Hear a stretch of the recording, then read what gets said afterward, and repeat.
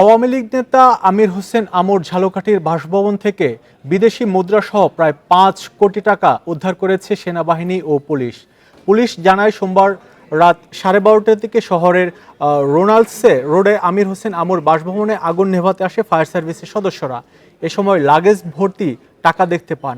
প্রিয় number set করে বিকাশে সেন্ড মানি করুন ফ্রি। খবর পেয়ে সেনাবাহিনী ও পুলিশ ঘটনাস্থলে পৌঁছে টাকা উদ্ধার করে। তারা একটি লাগেজ থেকে ১ কোটি টাকা এবং অপর লাগেজগুলো থেকে আংশিক পুড়ে যাওয়া ২,৭৭,০০,০০০ টাকা উদ্ধার করার কথা জানায়। এছাড়া ডলার, ইউরো সহ বিভিন্ন দেশের প্রায় ১ কোটি টাকা মূল্যমানের মুদ্রা রয়েছে বলেও জানায় পুলিশ। সোমবার বিকেলে আমির হোসেন আমর বাসভবনে ভাঙচুর ও আগুন দেওয়া হয়।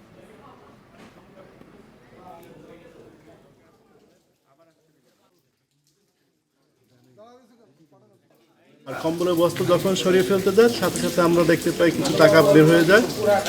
আমি সাথে সাথে ডিজি স্যারকে অবগত করি। ডিজি স্যার পরবর্তীতে সেনাবাহিনী এবং পুলিশকে এখানে পাঠায়। আমরা তাদের সাথে তাদের টাকাগুলো উদ্ধার করে তাদের কাছে হস্তান্তর করি।